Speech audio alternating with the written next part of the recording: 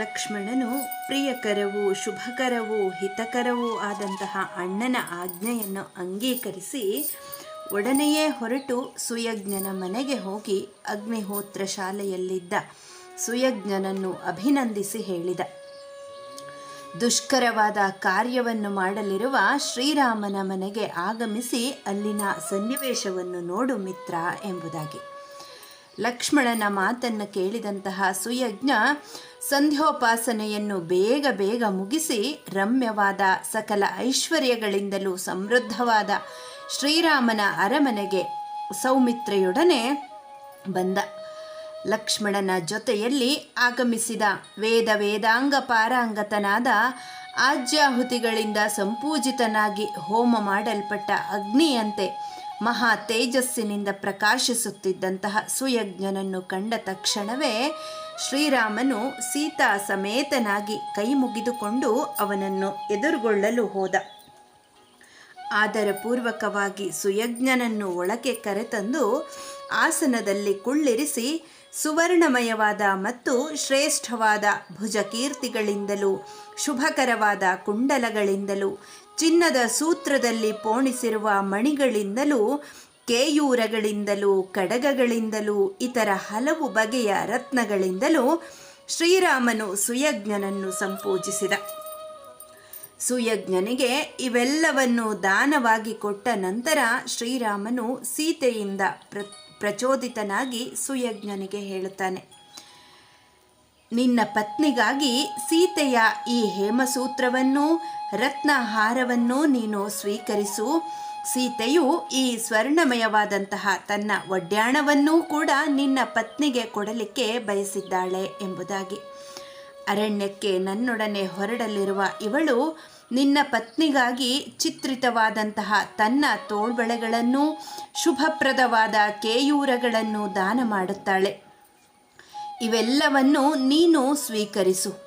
ಶ್ರೇಷ್ಠವಾದ ಹಾಸಿಗೆಯಿಂದ ಕೂಡಿರುವ ನಾನಾ ರತ್ನಗಳ ಗುಚ್ಛಗಳಿಂದ ಸಮಲಂಕೃತವಾಗಿರುವ ಮಂಚವನ್ನು ನಿನಗೆ ದಾನವಾಗಿ ಕೊಡಲು ಈ ಸೀತೆ ಬಯಸುತ್ತಿದ್ದಾಳೆ. ಶತ್ರುಂಜಯ ಎಂಬಂತಹ ಸುಪ್ರಸಿದ್ಧವಾದ ಆನೆಯನ್ನು ನನ್ನ ಸೋದರ ಮಾವನು ನನಗೆ ಪಾರಿತೋಷಕವಾಗಿ ಕೊಟ್ಟಿದ್ದ. ಅದನ್ನೇ ನಾನು ನಿನಗೆ 1,000 ಆನೆಗಳ ಜೊತೆಗೆ ದಾನ ಮಾಡುತ್ತೇನೆ. ಶ್ರೀರಾಮನಿಂದ ಹೀಗೆ ಪ್ರಾರ್ಥಿತನಾದ ಸುಯಜ್ಞನು ಅವೆಲ್ಲವನ್ನೂ ಸ್ವೀಕರಿಸಿ ಸೀತಾ ರಾಮ ಲಕ್ಷ್ಮಣರಿಗೆ ಶುಭಾವಹವಾದ ಆಶೀರ್ವಾದಗಳನ್ನು ಮಾಡಿದ. ಆ ಬಳಿಕ ಶ್ರೀರಾಮಚಂದ್ರ ಏಕಾಗ್ರ ಚಿತ್ತನಾದ ಪ್ರಿಯನಾದ ಪ್ರೀತಿಯ ಮಾತುಗಳನ್ನಾಡುವ ಸೌಮಿತ್ರೆಗೆ ಹೇಳುತ್ತಾನೆ. ಬ್ರಹ್ಮನು ಇಂದ್ರನಿಗೆ ಹೇಗೆ ಅನುಶಾಸನವನ್ನು ಮಾಡುತ್ತಾನೋ ಅದೇ ರೀತಿಯಾಗಿ ಆಜ್ಞೆ ಮಾಡಿದ. ಲಕ್ಷ್ಮಣ, ಅಗಸ್ತ್ಯರನ್ನು ಕೌಶಿಕರನ್ನು ಆಹ್ವಾನಿಸಿ ನೀನು ಸತ್ಕರಿಸು. ಅವರಿಬ್ಬರೂ ಮಹಾಮಹಿಮರು, ಬ್ರಾಹ್ಮಣ ಶ್ರೇಷ್ಠರು. ಸಸಿಯನ್ನು ನೀರಿನಿಂದ ಸಿಂಪಡಿಸುವಂತೆ ಆ ಬ್ರಾಹ್ಮಣೋತ್ತಮರಿಗೆ ರತ್ನರಾಶಿಯಿಂದಲೇ ನೀನು ಅಭಿಷೇಕ ಮಾಡು. ಆ ಇಬ್ಬರು ದ್ವಿಜಶ್ರೇಷ್ಠರನ್ನು 1000 ಗೋವುಗಳಿಂದಲೂ ಲಕ್ಷ ಸುವರ್ಣ ನಾಣ್ಯಗಳಿಂದಲೂ ಬೆಳ್ಳಿಯ ನಾಣ್ಯಗಳಿಂದಲೂ ಅಮೂಲ್ಯವಾದ ಶ್ರೇಷ್ಠವಾದ ಮಣಿಗಳಿಂದಲೂ ನೀನು ತೃಪ್ತಿಪಡಿಸು ಎಂಬುದಾಗಿ. ತೈತ್ತಿರೀಯ ಶಾಖಾಧ್ಯಾಯಿಗಳಿಗೆ ಆಚಾರ್ಯನೂ ವೇದಾಂಗ ಪಾರಂಗತನೂ ಪಂಡಿತನೂ ಪ್ರತಿಗ್ರಹಕ್ಕೆ ಯೋಗ್ಯನೂ ಆಗಿರುವ ನನ್ನ ತಾಯಿಯ ಆಚಾರ್ಯನನ್ನೂ ಸತ್ಕರಿಸು ಲಕ್ಷ್ಮಣ. ಆ ಆಚಾರ್ಯನು ನಮ್ಮ ತಾಯಿಯಾದ ಕೌಸಲ್ಯೆಯ ಹಿತದಲ್ಲಿಯೇ ನಿರತನಾಗಿ ಅವಳಿಗೆ ಆಶೀರ್ವಾದಗಳಿಂದ ಮಂಗಳ ಶಾಸನವನ್ನು ಮಾಡುತ್ತಾ ಅವಳ ಸಮೀಪದಲ್ಲಿಯೇ ಇರುತ್ತಾನೆ. ಆ ಬ್ರಾಹ್ಮಣನಿಗೆ ಪ್ರಯಾಣ ಯೋಗ್ಯವಾದ ಗಾಡಿಯನ್ನು 100 ದಾಸಿಯರನ್ನು ರೇಷ್ಮೆ ವಸ್ತ್ರಗಳನ್ನು ತೃಪ್ತಿಯಾಗುವವರೆಗೂ ದಾನವಾಗಿ ನೀಡು. ಸಚಿವ ಶ್ರೇಷ್ಠನಾದ ಸೂತನಾದ ಚಿತ್ರರಥನು ನಮ್ಮ ಮನೆಯಲ್ಲಿಯೇ ಬಹುಕಾಲದಿಂದಲೂ ಸೇವೆ ಮಾಡಿಕೊಂಡು ಇದ್ದಾನೆ. ಅವನನ್ನು ಅನರ್ಘ್ಯವಾದ ಆಭರಣಗಳಿಂದಲೂ ವಸ್ತ್ರಗಳಿಂದಲೂ ಧನದಿಂದಲೂ ಆಡು ಕುರಿಗಳಿಂದಲೂ 1000 ಗೋವುಗಳಿಂದಲೂ ನೀನು ತೃಪ್ತಿಗೊಳಿಸು. ನನ್ನ ಸಹಪಾಠಿಗಳಾದ ಕಠ ಕಾಲಾಪ ಶಾಖಾಧ್ಯಾಯಿಗಳಾದ ಪಾಲಾಶದಂಡಧಾರಿಗಳಾದ ಬ್ರಹ್ಮಚಾರಿಗಳು ಅನೇಕರಿದ್ದಾರೆ. ಅವರೆಲ್ಲರೂ ಸರ್ವದಾ ಸ್ವಾಧ್ಯಾಯದಲ್ಲಿಯೇ ನಿರತರಾಗಿದ್ದು ಬೇರಾವ ಕಾರ್ಯವನ್ನು ಮಾಡುವುದಿಲ್ಲ. ಅವರು ತಮ್ಮ ಉದರಂಭರಣಕ್ಕೆ ಯಾವ ಕಾರ್ಯವನ್ನೂ ಮಾಡದೆ ಸೋಮಾರಿಗಳೆಂತಿದ್ದು ಭೋಜನಕ್ಕಾಗಿ ಮೃಷ್ಟಾನ್ನವನ್ನೇ ಅಪೇಕ್ಷಿಸುವರು. ಆದರೂ ಸದಾ ಅಧ್ಯಯನ ಮಾಡುತ್ತಿರುವುದೇ ತಪಸ್ಸು ಎಂಬ ಶ್ರುತಿವಾಕ್ಯಕ್ಕೆ ಅನುಸಾರವಾಗಿ ಸರ್ವದಾ ಅಧ್ಯಯನ ನಿರತರಾಗಿರುವ ಆ ಬ್ರಹ್ಮಚಾರಿಗಳನ್ನು ಮಹಾತ್ಮರು ಸನ್ಮಾನಿಸುತ್ತಾರೆ. ಅವರಿಗೆ ರತ್ನಗಳನ್ನು ತುಂಬಿದ 80 ಗಾಡಿಗಳನ್ನು ದಾನ ಮಾಡು. ಭತ್ತವನ್ನು ತುಂಬಿದ 1,000 ಬಂಡಿಗಳನ್ನು, ವಿಶೇಷ ಧಾನ್ಯಗಳನ್ನು ತುಂಬಿದ 200 ಬಂಡಿಗಳನ್ನು ದಾನ ಮಾಡು.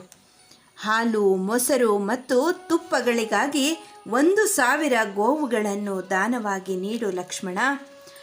ಆ ಬ್ರಹ್ಮಚಾರಿಗಳೇ ಅಲ್ಲದೆ ಕೌಸಲ್ಯಾದೇವಿಯ ಆಶ್ರಯದಲ್ಲಿ ಇಂತಹ ಬ್ರಹ್ಮಚಾರಿಗಳ ಒಂದು ಮಹಾ ಸಂಘವೇ ಇರುವುದು. ಅವರೆಲ್ಲರಿಗೂ ಪ್ರತ್ಯೇಕವಾಗಿ 1,000 ಹಸುಗಳನ್ನು ದಾನವಾಗಿ ಕೊಡು. ಗೃಹಸ್ಥ ಬ್ರಾಹ್ಮಣರಿಗೂ ಮತ್ತು ಬ್ರಹ್ಮಚಾರಿಗಳಿಗೂ ನಾನು ಕೊಡುವ ದಕ್ಷಿಣೆಯನ್ನು ನೋಡಿ ನಮ್ಮ ತಾಯಿಯಾದ ಕೌಸಲ್ಯಾದೇವಿಯೂ ಸಂತೋಷಪಡುವ ರೀತಿಯಲ್ಲಿ ಎಲ್ಲ ಬ್ರಾಹ್ಮಣರನ್ನು ಸತ್ಕರಿಸಿ ಯಥೇಚ್ಛವಾಗಿ ದಾನಗಳನ್ನು ಕೊಡು. ಶ್ರೀರಾಮನು ಹೀಗೆ ಹೇಳಿದ ತಕ್ಷಣ ಪುರುಷ ಸಿಂಹನಾದ ಲಕ್ಷ್ಮಣನು ತಾನೇ ಸಮಸ್ತವಾದ ದಾನವಸ್ತುಗಳನ್ನೂ ಸಿದ್ಧಪಡಿಸಿಕೊಂಡು ಶ್ರೀರಾಮನು ಹೇಳಿದ ರೀತಿಯಲ್ಲಿ ಧನಕ್ಕೆ ಅಧಿಪತಿಯಾದ ಕುಬೇರನ ಹಾಗೆ ಧನ, ಕನಕ, ವಸ್ತು, ವಾಹನಗಳನ್ನು ಬ್ರಾಹ್ಮಣ ಶ್ರೇಷ್ಠರಿಗೆ ದಾನ ಮಾಡಿದ. ಒಬ್ಬೊಬ್ಬ ಆಶ್ರಿತನಿಗೂ ಅಪಾರವಾದ ದ್ರವ್ಯವನ್ನು ದಾನ ಮಾಡಿದ ನಂತರ ಕಣ್ಣೀರು ಸುರಿಸುತ್ತಾ ಸುತ್ತಲೂ ನಿಂತಿದ್ದ ಆಶ್ರಿತ ಜನರನ್ನು ಕುರಿತು ಶ್ರೀರಾಮನು ಹೇಳಿದ, ಪ್ರಿಯ ಬಂಧುಗಳೇ, ದುಃಖಿಸಬೇಡಿರಿ. ನಾವು ಹೊರಟು ಹೋದ ನಂತರವೂ ನೀವು ನನ್ನ ಮನೆಯನ್ನಾಗಲಿ ಲಕ್ಷ್ಮಣನ ಮನೆಯನ್ನಾಗಲಿ ಜನಶೂನ್ಯವನ್ನಾಗಿ ಮಾಡುವ ಕಾರಣವಿಲ್ಲ. ನಾವು ಪುನಃ ಅಯೋಧ್ಯೆಗೆ ಬರುವವರೆಗೂ ಪ್ರತಿಯೊಬ್ಬರೂ ಸರದಿಯ ಪ್ರಕಾರ ಈ ಮನೆಗಳಲ್ಲಿದ್ದುಕೊಂಡು ರಕ್ಷಿಸಬೇಕು.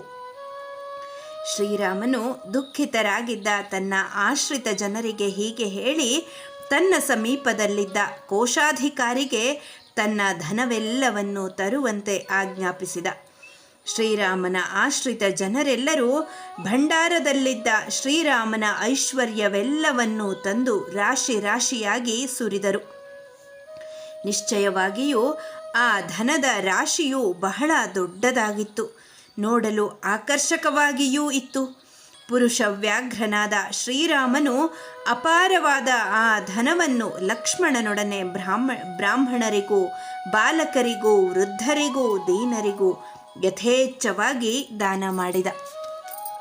ಅದೇ ಸಮಯದಲ್ಲಿ ಹತ್ತಿರದ ಕಾಡೊಂದರಲ್ಲಿ ಪಿಂಗಲ ವರ್ಣದ ಗರ್ಗವಂಶೀಯನಾದ ಅಗೆಯುವ ವೃತ್ತಿಯಿಂದಲೇ ಜೀವಿಸುತ್ತಾ ನಿತ್ಯವೂ ಕೊಡಲಿಯನ್ನು, ಗುದ್ದಲಿಯನ್ನು, ಹಣ್ಣುಗಳನ್ನು ಕೀಳಲು ಕೊಕ್ಕೆ ಇರುವ ದಂಡವನ್ನು ಹಿಡಿದು ತಿರುಗಾಡುತ್ತಿದ್ದಂತಹ ತ್ರಿಜಟ ಎಂಬ ದಟ್ಟ ದರಿದ್ರನಾದ ಬ್ರಾಹ್ಮಣನಿದ್ದ. ದಾರಿದ್ರ್ಯದಿಂದ ಪೀಡಿತಳಾಗಿದ್ದ ತರುಣಿಯಾದ ಆ ಮುದುಕನ ಪತ್ನಿಯು ಸಣ್ಣ ವಯಸ್ಸಿನ ಮಕ್ಕಳೊಡನೆ ವೃದ್ಧ ಪತಿಯ ಬಳಿಗೆ ಬಂದು ಹೇಳಿದಳು, ಪತಿದೇವನೇ, ನೀನು ಹಿಡಿದಿರುವ ಗುದ್ದಲಿಯನ್ನೂ ಪಿಕಾಸಿಯನ್ನು ಬದಿಗಿಟ್ಟು ನಾನು ಹೇಳಿದಂತೆ ಮಾಡು. ನೀನು ಈಗಲೇ ಹೋಗಿ ಧರ್ಮಜ್ಞನಾದ ಶ್ರೀರಾಮನನ್ನು ನೋಡು. ಅವನಿಂದ ಏನಾದರೂ ನಿನಗೆ ಸಿಗಬಹುದು. ಪತ್ನಿಯ ಮಾತನ್ನು ಕೇಳಿ ತ್ರಿಜಟನು ಹೊದೆಯಲಾರದಷ್ಟು ಜೀರ್ಣವಾಗಿರುವ ವಸ್ತ್ರವೊಂದನ್ನು ಹೆಗಲ ಮೇಲೆ ಹಾಕಿಕೊಂಡು ಶ್ರೀರಾಮನ ಅರಮನೆಯ ಮಾರ್ಗವನ್ನು ಹಿಡಿದು ಹೊರಟ. ಮಹರ್ಷಿಗಳಾದ ಭೃಗು ಮತ್ತು ಆಂಗಿರಸರ ತೇಜಸ್ಸಿಗೆ ಸಮಾನವಾದ ತೇಜಸ್ಸಿನಿಂದ ಬೆಳಗುತ್ತಿದ್ದ ಜನಸಮೂಹದ ಮಧ್ಯದಲ್ಲಿ ಹೋಗುತ್ತಿದ್ದ ತ್ರಿಜಟನನ್ನು ಶ್ರೀರಾಮನ ಅರಮನೆಯ 5ನೆಯ ಪ್ರಾಕಾರದವರೆಗೂ ಯಾರೂ ತಡೆಯಲಿಲ್ಲ. ಶ್ರೀರಾಮನನ್ನು ಸಂಧಿಸಿ ತ್ರಿಜಟನು ಹೇಳಿದ, ಮಹಾ ಯಶೋವಂತನಾದ ರಾಜಪುತ್ರನೇ, ನಾನು ದರಿದ್ರನು. ನನಗೆ ಬಹುಮಂದಿ ಮಕ್ಕಳಿದ್ದಾರೆ. ಅರಣ್ಯದಲ್ಲಿ ಭೂಮಿಯನ್ನು ಅಗೆದು ಅಲ್ಲಿ ಸಿಕ್ಕುವ ಗೆಡ್ಡೆ ಗೆಣಸುಗಳಿಂದ ಜೀವನವನ್ನು ನಿರ್ವಹಿಸುತ್ತಿದ್ದೇನೆ. ನನ್ನ ಅವಸ್ಥೆಯನ್ನು ಗಮನಿಸು. ನನ್ನ ಮೇಲೂ ನಿನ್ನ ಕೃಪಾ ಕಟಾಕ್ಷವಿರಲಿ. ತ್ರಿಜಟನ ಮಾತನ್ನು ಕೇಳಿ ಶ್ರೀರಾಮನು ಪರಿಹಾಸಪೂರ್ವಕವಾಗಿ ಹೇಳಿದ, ಮಹಾಮುನಿಯೇ, ನನ್ನಲ್ಲಿರುವ ಬಹುಸಂಖ್ಯೆಯ ಗೋವುಗಳಲ್ಲಿ 1,000 ಗೋವುಗಳನ್ನೇ ನಾನು ಇನ್ನೂ ದಾನವಾಗಿ ಕೊಟ್ಟಿಲ್ಲ. ನಿನ್ನ ಕೈಯಲ್ಲಿರುವ ದಂಡವನ್ನು ಎಲ್ಲಿಯವರೆಗೆ ನೀನು ಎಸೆಯುತ್ತೀಯೋ ಅಲ್ಲಿಯವರೆಗೂ ಇರುವ ಗೋವುಗಳನ್ನು ನಿನಗೆ ದಾನವಾಗಿ ನೀಡುತ್ತೇನೆ. ಶ್ರೀರಾಮನು ಹೀಗೆ ಹೇಳಿದ ತಕ್ಷಣವೇ ತ್ರಿಜಟನು ಕಕ್ಕಾಬಿಕ್ಕಿಯಾದ. ಶ್ರೀರಾಮನ ಇಂಗಿತವನ್ನು ಅರಿತು ತಾನು ಉತ್ತರೀಯವನ್ನು ಸೊಂಟಕ್ಕೆ ಬಿಗಿದು ಕೈಯಲ್ಲಿದ್ದ ದಂಡವನ್ನು ಗರಗರನೆ 4 ಬಾರಿ ತಿರುಗಿಸಿ ಬಲವನ್ನೆಲ್ಲ ಬಿಟ್ಟು ವೇಗದಿಂದ ಎಸೆದ. ಬ್ರಾಹ್ಮಣನು ಎಸೆದ ಆ ದಂಡವು ಸರಯೂ ನದಿಯ ದಂಡೆಯನ್ನು ದಾಟಿ ಹಲವಾರು ಸಾವಿರ ಗೋವುಗಳಿಂದ ತುಂಬಿದ್ದ ಗೋಮಾಳದಲ್ಲಿ ಎತ್ತಿನ ಸಮೀಪದಲ್ಲಿ ಬಿದ್ದಿತು. ಒಡನೆಯೇ ಧರ್ಮಾತ್ಮನಾದ ಶ್ರೀರಾಮನು ತ್ರಿಜಟನನ್ನು ಆಲಿಂಗಿಸಿ ಸರಯೂ ನದಿಯ ತೀರ ಪ್ರದೇಶದವರೆಗಿದ್ದ ಗೋವುಗಳನ್ನು ಗೋಪಾಲಕರೊಡನೆ ತ್ರಿಜಟನ ಆಶ್ರಮಕ್ಕೆ ಕಳುಹಿಸಿಕೊಟ್ಟನು. ಮಹರ್ಷಿಯನ್ನು ಸವಿಮಾತುಗಳಿಂದ ಸಂತೈಸುತ್ತಾ ಶ್ರೀರಾಮನು ಹೇಳಿದ, ಬ್ರಾಹ್ಮಣೋತ್ತಮನೇ, ನಿನ್ನ ಶಕ್ತಿಯನ್ನು ಪರೀಕ್ಷಿಸಿದೆ ಎಂದು ನೀನು ಕೋಪಿಸಿಕೊಳ್ಳಬೇಡ. ಕೇವಲ ವಿನೋದಕ್ಕಾಗಿ ನಾನು ಹೀಗೆ ಮಾಡಿದೆ. ವೃದ್ಧನಾದ ನಿನ್ನಲ್ಲಿ ನಿರತಿಶಯವಾದ ಬಲವು ಎಷ್ಟಿರುವುದು ಎಂಬುದನ್ನು ತಿಳಿಯುವ ಕುತೂಹಲದಿಂದ ದಂಡವನ್ನು ಎಸೆಯಲು ಹೀಗೆ ಪ್ರಚೋದಿಸಿದೆ. ನೀನು ಈ ಗೋಧನವನ್ನು ಸ್ವೀಕರಿಸು. ಇನ್ನೂ ಏನನ್ನಾದರೂ ನನ್ನಿಂದ ಪಡೆಯುವ ಅಪೇಕ್ಷೆ ಇದ್ದಲ್ಲಿ ಅದನ್ನೂ ತಿಳಿಸು. ಮಹರ್ಷಿಯೇ, ನಾನು ಸತ್ಯವಾಗಿ ಹೇಳುತ್ತಿದ್ದೇನೆ. ನನ್ನಲ್ಲಿರುವ ವಸ್ತುಗಳನ್ನು ಪಡೆದುಕೊಳ್ಳುವುದರಲ್ಲಿ ನೀನು ಸಂಕೋಚ ಪಡಬೇಕಾಗಿಲ್ಲ. ನನ್ನ ಐಶ್ವರ್ಯವೆಲ್ಲವೂ ಬ್ರಾಹ್ಮಣರ ಸಲುವಾಗಿಯೇ ಇದೆ. ನಾನು ಸಂಪಾದಿಸಿರುವ ಈ ಐಶ್ವರ್ಯವನ್ನು ಸತ್ಪಾತ್ರರಾದ ನಿಮ್ಮಂತಹವರಲ್ಲಿ ಯಥಾಶಾಸ್ತ್ರವಾಗಿ ನಿವೇದನೆ ಮಾಡುವುದರಿಂದ ನನಗೆ ಅಪಾರವಾದಂತಹ ಯಶಸ್ಸು ಲಭಿಸುತ್ತದೆ. ಭಾರ್ಯ ಸಮೇತನಾದ ತ್ರಿಜಟ ಮಹಾಮುನಿಯು ಗೋವುಗಳ ಸಮೂಹವನ್ನು ದಾನವಾಗಿ ಪಡೆದು ಅದರಿಂದಲೇ ಅಮಿತವಾದಂತಹ ಆನಂದವನ್ನು ಹೊಂದಿ ಯಶಸ್ಸು, ಬಲ, ಪ್ರೀತಿ, ಕೀರ್ತಿ ಮತ್ತು ಸುಖಗಳು ಅಭಿವೃದ್ಧಿ ಹೊಂದಲೆಂದು ಆಶೀರ್ವಾದಗಳನ್ನು ಮಾಡುವುದರ ಮೂಲಕ ಶ್ರೀರಾಮನ ಮಾತಿಗೆ ಉತ್ತರವಿತ್ತನು. ಯಥಾಯೋಗ್ಯವಾಗಿ ಸಮ್ಮಾನವನ್ನು ಪಡೆದವರ ಶುಭೋದಯಕರವಾದ ಮಾತುಗಳಿಂದ ಪ್ರಚೋದಿತನಾದ ಶ್ರೀರಾಮನು ತುಂಬಿದ ಮನಸ್ಸಿನಿಂದ ಧರ್ಮದಿಂದಲೂ ಪರಾಕ್ರಮದಿಂದಲೂ ಸಂಪಾದಿಸಲ್ಪಟ್ಟಿದ್ದ ಮಹಾಧನರಾಶಿಯನ್ನು ಸಜ್ಜನರಿಗೆ ಯಥೇಚ್ಛವಾಗಿ ದಾನ ಮಾಡಿದ. ಆ ಸಮಯದಲ್ಲಿ ಅಲ್ಲಿ ನೆರೆದಿದ್ದ ಬ್ರಾಹ್ಮಣರಲ್ಲಿಯೇ ಆಗಲಿ, ಸುಹೃದರಲ್ಲಿಯೇ ಆಗಲಿ, ದರಿದ್ರರಲ್ಲಿಯೇ ಆಗಲಿ, ಭಿಕ್ಷುಕರಲ್ಲಿಯೇ ಆಗಲಿ ಯಥಾಯೋಗ್ಯವಾದ ಸಮ್ಮಾನ, ದಾನ ಮತ್ತು ಸತ್ಕಾರ ಸಂಭ್ರಮಗಳಿಂದ ತೃಪ್ತಿಯನ್ನು ಪಡೆಯದವನು ಯಾರೊಬ್ಬನೂ ಕೂಡ ಅಲ್ಲಿ ಇರಲಿಲ್ಲ. ಶ್ರೀರಾಮನು ಸಕಲರನ್ನು ಗೌರವಿಸಿ ಸತ್ಕರಿಸಿ ಯಥಾಯೋಗ್ಯವಾಗಿ ಬಹುಮಾನಗಳನ್ನೂ ದಾನಗಳನ್ನು ಕೊಟ್ಟು ಕಳುಹಿಸಿದ.